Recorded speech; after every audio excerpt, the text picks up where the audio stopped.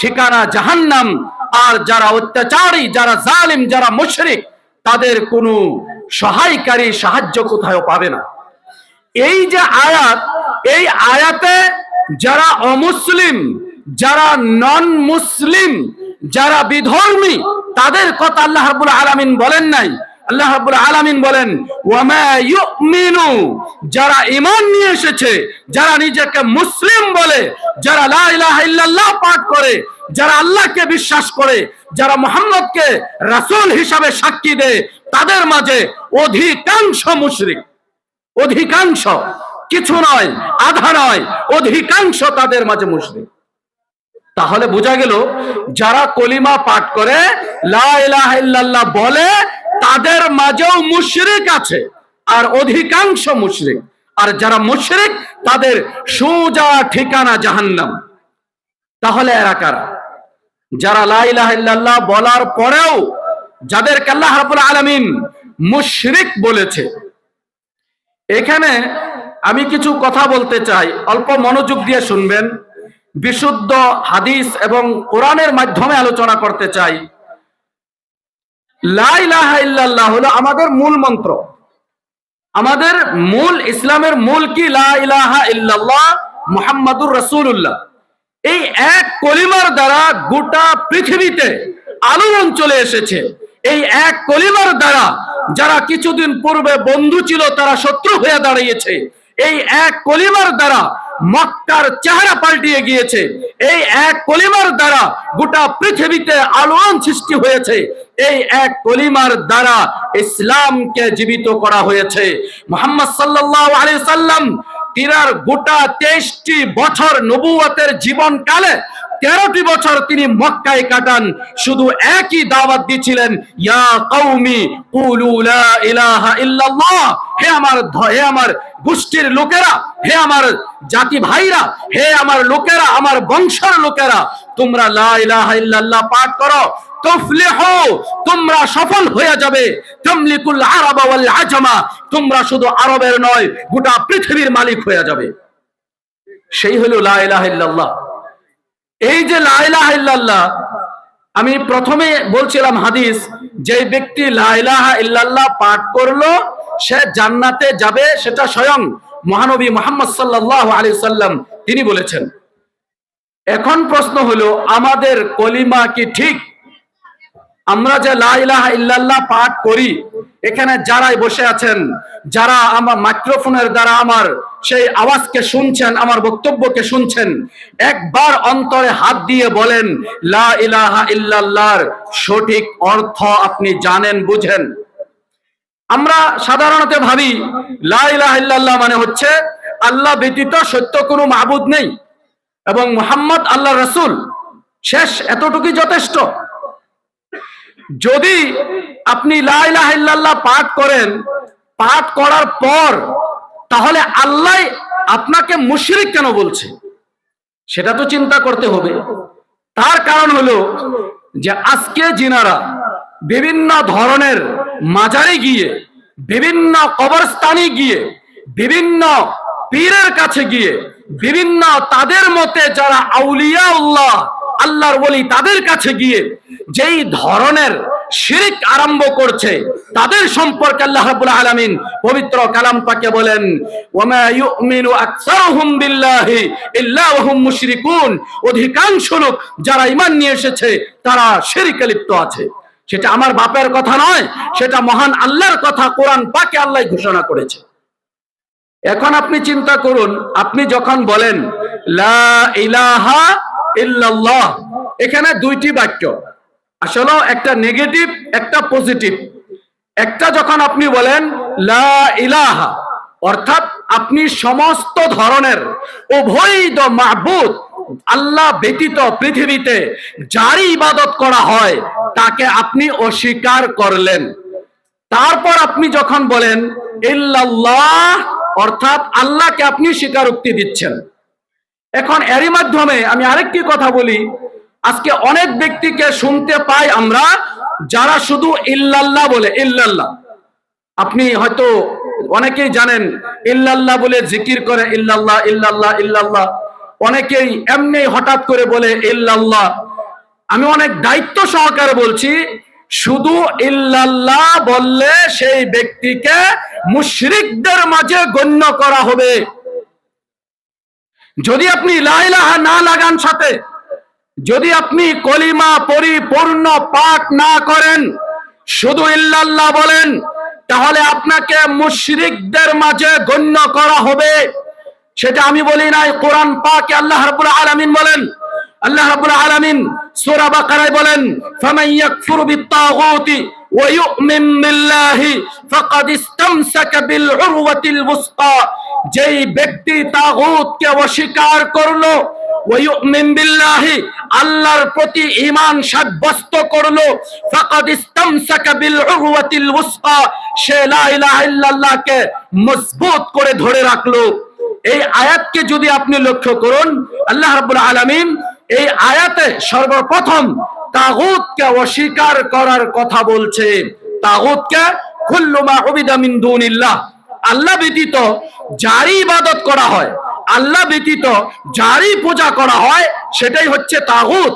একজন যদি সে সমুদ্রকে পূজা করে, তার জন্য সমুদ্র তাগুত। কোন ব্যক্তি যদি কোনো বৃক্ষকে পূজা করে, তাহলে তার জন্য বৃক্ষ তাগুত। কেউ যদি সূর্যের ইবাদত করে, তার জন্য সূর্য তাগুত। কেউ যদি কোনো জন্তুকে পূজা করে, তার জন্য সেই জন্তু তাগুত।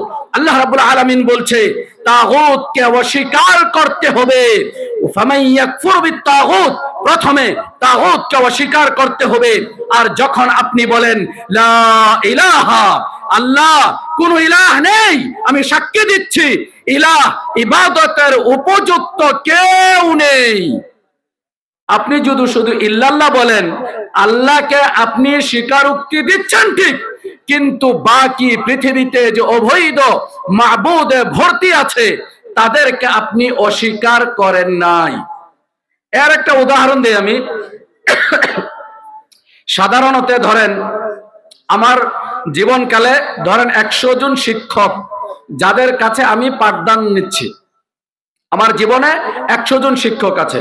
আমি বললাম যে শেখ আনোয়ার হোসেন সাহাব আমার শিক্ষক, এর অর্থ কি এটা হবে যে বাকি যারা আছে তারা আমার শিক্ষক নয়? না, আমি তো তাদেরকে অস্বীকার করি নাই। আমি শেখ আনোয়ার সাহাবকে, আপনাদের এখানে আছে মাশাআল্লাহ ডক্টর মিজানুর রহমান সাহেব, আমি বললাম যে ডক্টর মিজানুর রহমান সাহেব আমার শিক্ষক। এর অর্থ কি এটা হবে যে বাকি 99 জন আমার শিক্ষক নয়? না, কখনো এর অর্থ এটা হবে না। ঠিক তেমনি আপনি যখন বলেন যে আল্লাহকে আমি স্বীকারোক্তি দিচ্ছি, কিন্তু বাকি যে অবৈধ মাবুদ যাদের পৃথিবীতে ইবাদত করছে, বিভিন্ন প্রাণীয়ে, বিভিন্ন মানব জাতিয়ে, বিভিন্ন ধর্মে বা মুসলমানের বিভিন্ন দলে, তাদেরকে আপনি অস্বীকার করেন নাই। আর আল্লাহ বলছে ওয়ালাকাদ বাআসনা ফি কুল্লি উম্মাতির রাসূলা আন ইবুদুল্লাহ ওয়াজতানিবুত তাগুত, আমি প্রত্যেক যুগে প্রত্যেক উম্মতে একজন রাসূল প্রেরণ করেছি, যারা এই দাওয়াত দিয়েছে নিজের উম্মতকে আন ইবুদুল্লাহ, আল্লাহর ইবাদত করবে। শুধু আল্লাহর ইবাদত করা যথেষ্ট নয়, ওয়াজতানিবুত তাগুত, তাগুত থেকে নিজেকে বাঁচাইতে হবে। আপনি ইল্লাল্লাহ বলে আল্লাহকে স্বীকারোক্তি দিচ্ছেন ঠিক, বাকি যে সমস্ত অবৈধ মাবুদ, মাবুদ যার ইবাদত করা হয় সেটাই মাবুদ। এখানে আরেকটি ভুল ধারণা, আমরা ভাবি যে আল্লাহ মাবুদ, না, যার ইবাদত করা হয় সে মাবুদ। কেউ যদি মূর্তির ইবাদত করে তার জন্য মূর্তি মাবুদ, কেউ যদি সূর্যের ইবাদত করে তার জন্য সূর্য মাবুদ, কেউ যদি কোনো বৃক্ষর পূজা করে ইবাদত করে তার জন্য সেই বৃক্ষ মাবুদ, কেউ যদি কোনো কবরের পূজা করে ইবাদত করে তার জন্য সেই কবর মাবুদ।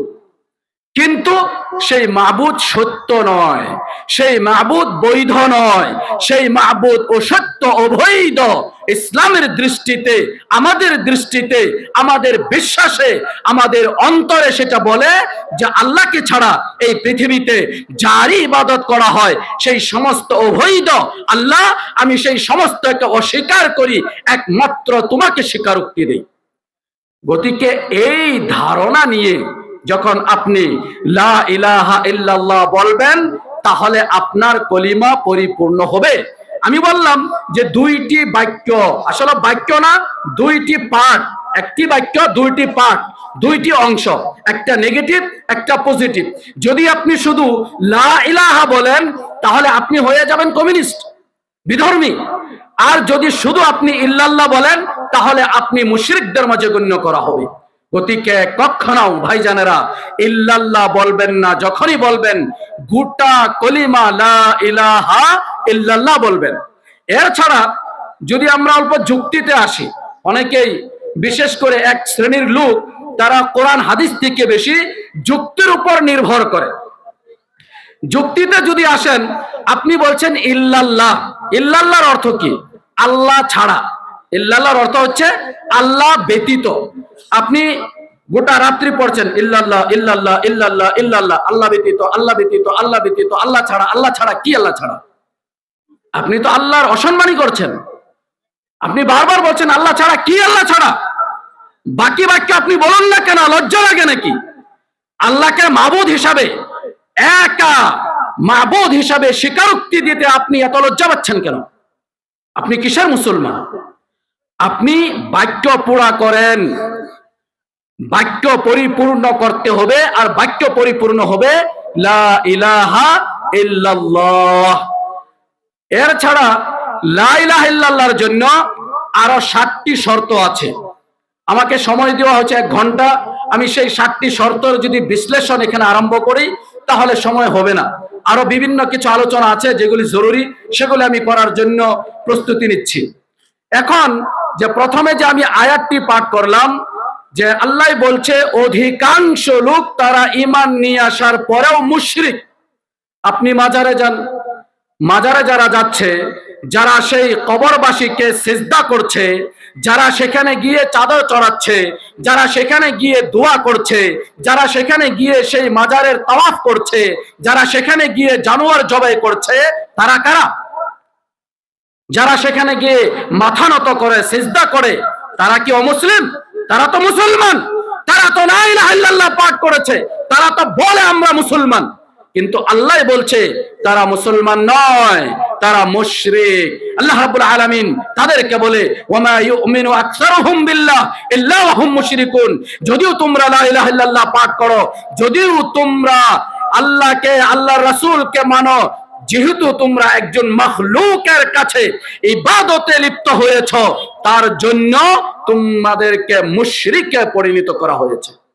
আচ্ছা, এখানে একটি সমস্যা হলো, এই সমস্ত লোক তাদেরকে যখন আপনি বলবেন যে আপনি এই কবরবাসীর ইবাদত কেন করেন, আপনি এই মাজারে বা এই কবরে যারা শুয়ে আছে মৃত ব্যক্তির ইবাদত কেন করেন, তারা হয়তো রাগ হয়ে যাবে আপনার কাছে, ভীষণ গুসা করবে।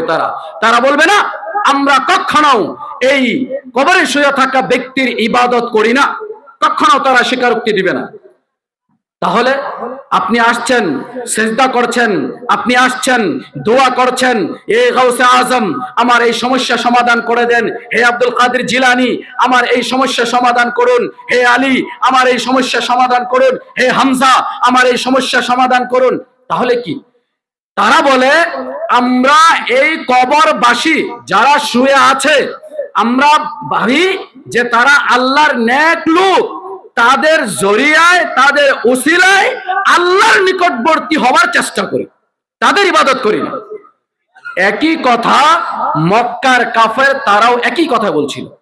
যখন তাদেরকে জিজ্ঞাসা করা হতো তোমরা নিজে হাতে তৈরি করা এই মূর্তির ইবাদত কেন করো, তারা বলতো, কোরআন পাকে আল্লাহ রাব্বুল আলামিন সূরা জুমারে এর বর্ণনা দিয়ে বলেন মা না'বুদুহুম ইল্লা লিয়ুকাররিবুনা ইলাল্লাহি যুলফা, যে যখন তাদেরকে জিজ্ঞাসা করা হয় তোমরা এই সমস্ত অবৈধ মাবুদের ইবাদত কেন করো, তারা বলে মা না'বুদুহুম আমরা এই সমস্ত ইবাদত করি না ইল্লা লিয়ুকাররিবুনা ইলাল্লাহি যুলফা, আল্লাহর নিকটবর্তী হওয়ার জন্য আমরা এদের ইবাদত করি। এই একই কথা তারা বলতো। এখানে সবচেয়ে বড় একটি প্রশ্ন, আজকে আমরা যারাই আজমির শরীফে মঈনুদ্দিন চিশতির মাজারে যাই, বা দিল্লিতে নিজামুদ্দিন আউলিয়ার দরবারে যাই, বা আব্দুল কাদের জিলানী বা আমাদের আসামেও বিভিন্ন জায়গায় আছে, পৃথিবীর বিভিন্ন জায়গায় আছে। আমরা ভাবি কি তারা নেক লোক, তারা নেক, তারা আল্লাহর খুবই নিকটবর্তী, আল্লাহর তারা প্রিয়। আজকে যদি আমরা যেহেতু পাপী, আমরা আল্লাহকে ডাকলে সরাসরি হয়তো আল্লাহ শুনবে না, তাদের জরিয়ে যখন কথা বলবো তখন আল্লাহ শুনবে। একে নিয়ে যদি অল্প আপনি বিবেক খাটান, অল্প চিন্তা করেন, এই যুক্তি অনুযায়ী যদি পৃথিবীতে কাউকে ডাকা যাইতো তাহলে কাকে ডাকা যাইতো? মুহাম্মদ সাল্লাল্লাহু আলাইহি সাল্লাম, শ্রেষ্ঠতম মানব জাতি। বিভিন্ন উলামার অনুযায়ী তিনি ফেরেশতার থেকেও বেশি শ্রেষ্ঠ, উত্তম। যেহেতু কিছু মতানৈক্য আছে এই বিবৃতির উপর, এই কওলের উপর যে মুহাম্মদ সাল্লাল্লাহু আলাইহি সাল্লাম শ্রেষ্ঠ না ফেরেশতাগণ শ্রেষ্ঠ, আমি সেই ইখতিলাফে যাচ্ছি না। কমসে কম মুহাম্মদ সাল্লাল্লাহু আলাইহি সাল্লাম মানব জাতির শ্রেষ্ঠতম মানব জাতি। আল্লাহর হাবিব তিনি যে একজন নেক বান্দা তাতে কাউরি সন্দেহ নাই, সন্দেহ থাকলে কাফির হয়ে যাবে। মুহাম্মদ সাল্লাল্লাহু আলাইহি সাল্লাম যে জান্নাতি তাতে কোনো সন্দেহ আছে না? কাউরি সন্দেহ নাই। তাহলে যদি কেউ আমাদের সুপারিশ করতে পারবে সেটা মুহাম্মদ সাল্লাল্লাহু আলাইহি সাল্লাম। তাহলে যদি কোনো মৃত ব্যক্তিকে ডাকা জায়েজ হতো তাহলে কাকে ডাকা জায়েজ হতো? মুহাম্মদ সাল্লাল্লাহু আলাইহি সাল্লাম। আর মুহাম্মদ সাল্লাল্লাহু আলাইহি সাল্লাম এই সংক্রান্তে কি বলে দেখুন অল্প। বুখারী শরীফের হাদিস, আবু হুরায়রা রাদিয়াল্লাহু তাআলা আনহু থেকে বর্ণিত। আবু হুরায়রা রাদিয়াল্লাহু তাআলা আনহু বলেন, قام فينا رسول الله صلى الله عليه وسلم حين أنزل الله عز وجل